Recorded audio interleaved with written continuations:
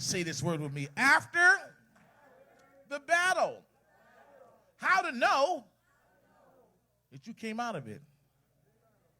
After the battle, you want to know how, you need to know how you came out of the battle. After the battle, how to know you have come out of it. I'm going to be preaching to you today about after the battle. Take your seats for a moment, because there are some battles that leave battle scars. Right? There are some battles you go through in life that leave wounds. There's some battles you go through in life that change your life forever. So when we read the story that we read of Elijah the prophet,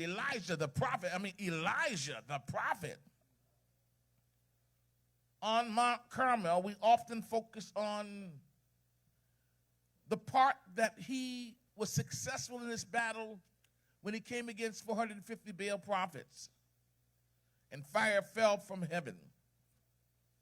We focus, when we read the story on Elijah or hear the story on Elijah, we focus on the miracle. We focus on the 450 false prophets that died. We focus on his public victory. But God showed me something. The greatest battle of Elijah's life was not the battle that he fought against the satanic forces. The greatest battle in Elijah's life was the battle after the battle. The greatest battle in your life is the battle after the scars. The greatest battle in your life is the battle after the wounds. The greatest battle in your life is the battle that changed your life forever. Many people in this room have survived battles. Let me say that again. Many people in this room have survived battles. Look at your neighbor and say, neighbor, you survived sickness. That was a battle. We all survived COVID. That was a battle. You survived betrayal. That was a battle. Some of you just survived divorce. That was a battle. Some of you survived financial hardship. That was a battle. Some of you even survived church hurt. That was a battle. Some of you survived an attack on your character. That wasn't a battle. That was a battle. Some of you survived some things that were destined to destroy you. I can't get 5 people to help me, somebody. That was a battle. Look at your neighbor and say, that was a battle.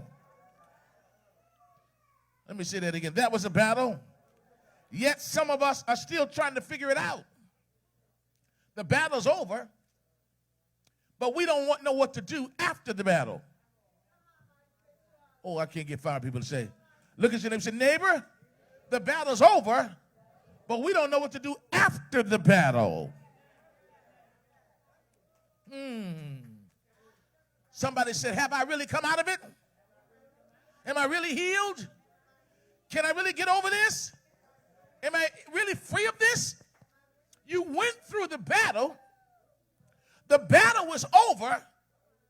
Now the greatest battle you're having now is what to do after the battle. I can't get 5 people to help me say amen. The Hebrew word for battle is milkama.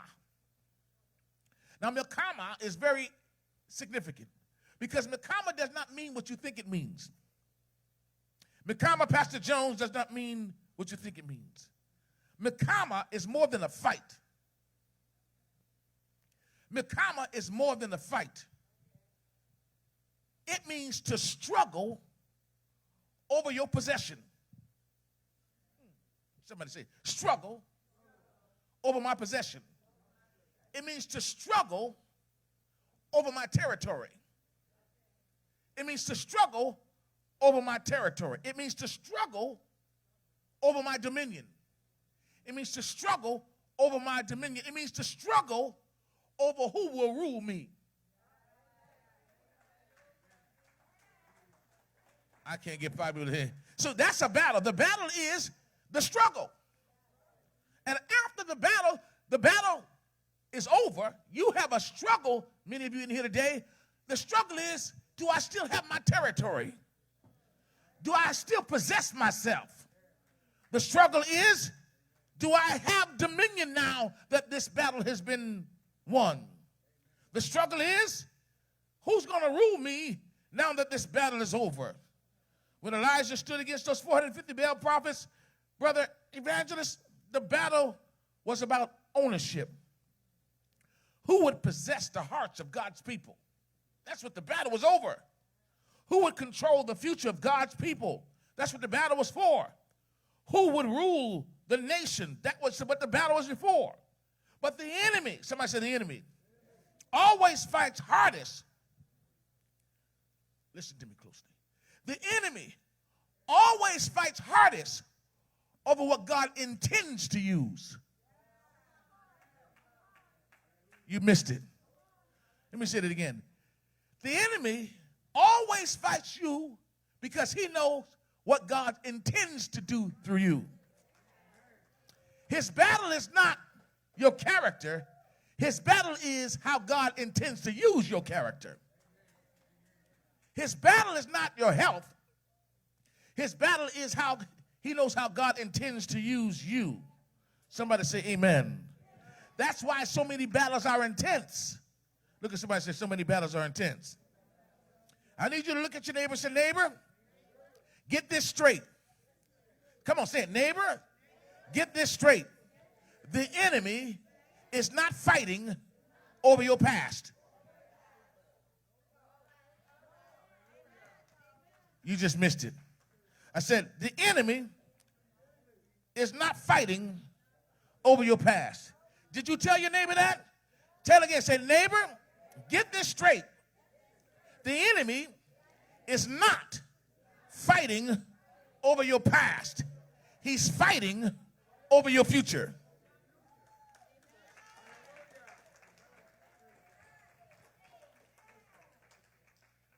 He's trying to steal your peace. Can I get 5 people to hear somebody say it? He's fighting over your purpose. I wish I had 5 people to say it. He's fighting over your worship. Because worship is worthship. He's fighting over your calling. I can't get 5 people to help me. He's fighting over your faith. He's fighting over your destiny. He's fighting over your identity.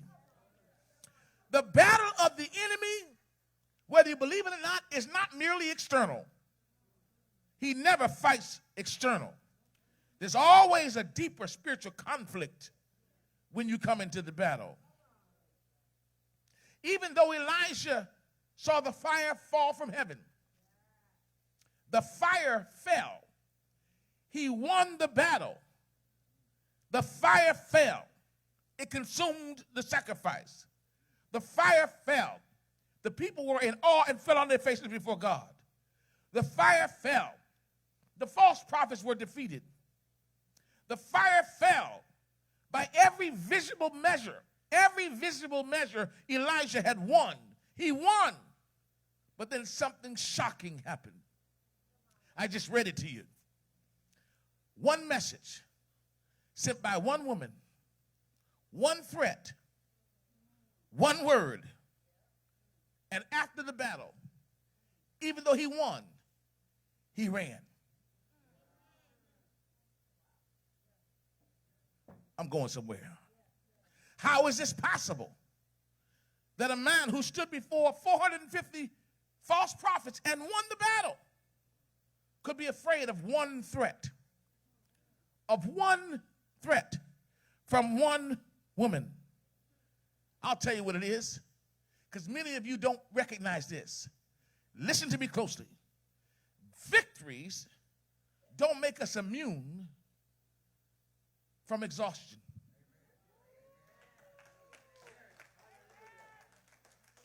Just because you win don't mean you ain't exhausted.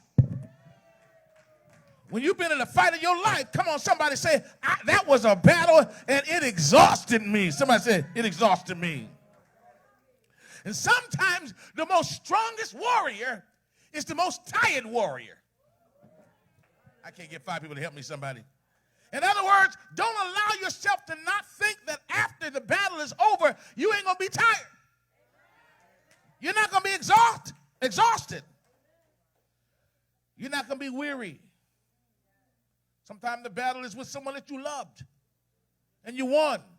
But now that it's over, there's a void. There's an empty place. There's an empty space in your heart. Now you're wondering, what do I do after the battle? I can't get 5 people to help me. The enemy knows that if he cannot step into your now, if he cannot stop you during the battle, he will wait until the battle is over and attack you. I bet you never heard anybody teach you this before. Let me say that again. The devil knows if he cannot stop you during the battle, he'll wait till the battle's over and then attack you. Let me say it again. He'll wait till you win and then attack you. Because the real battle is in your soul. Somebody said, my soul. It's clear the real battle was in his soul. Here's the clarity of the real battle. He says, Lord, I'm tired. Enough of this, God. Take my life. The real battle was his soul. The real battle for Elijah was the battle after the battle. He already won, but now he's weary. He already won, but now he's tired. He already won, but now he's lonely. He already won, but now he's afraid of what may come after it. And this is what the devil will do to you. You already won. You've overcome that addiction. You've been free for a year, for 2 years, for 3 years, for 4 years, for 5 years, some of you for 20 years, some of you for, and you already won that battle. But what he tries to do is fight you after you won to make you feel like you're despair. Lord, take my life. Lord, I'm tired. I'm tired of fighting. I'm tired, Lord. You beat the sickness, but you're tired. You beat the sickness, but you're fighting anxiety. You survived betrayal, but now you're fighting bitterness. You escaped addiction, but now you're fighting shame. You got through the storm, but the storm is still trying to live inside of you. Let me say that again. You got through the storm, but the storm is still trying to live inside of you. Church, the greatest battlefield often is not around us. The greatest battlefield is often within us. So I want to help you as I get ready to take my seat and dedicate this child. How do you know? Let me help you, somebody. Somebody say, help me. Okay, I will. You ask me, I will. How do you know that you've come out of a battle? Because, see, the enemy want to keep your mind locked in to the aftermath. This is where God took me. Many people think they've come out because the circumstance changed. But that's not always true. The Bible teaches us this. You have come out of the battle that no longer defined you. But your language has to change. See, when you come out of the battle and you say, I'm broken, you're going back into another battle. Oh, you just missed it. When you come out of the battle and say, he broke me down, even though you won, you just entered into another battle. When you come out of the battle, even if you feel it, because it's not based on your feelings and emotions, you have to say, I'm not broken. God is putting me back together again. I be damaged, but I'm damaged goods. He may have defeated me, but I'm a winner now. Instead, say, I survived. I wish I had 10 people say I survived. Instead, say, I overcame. And here's the big one that makes the enemy mad. Instead, still say, I'm still standing.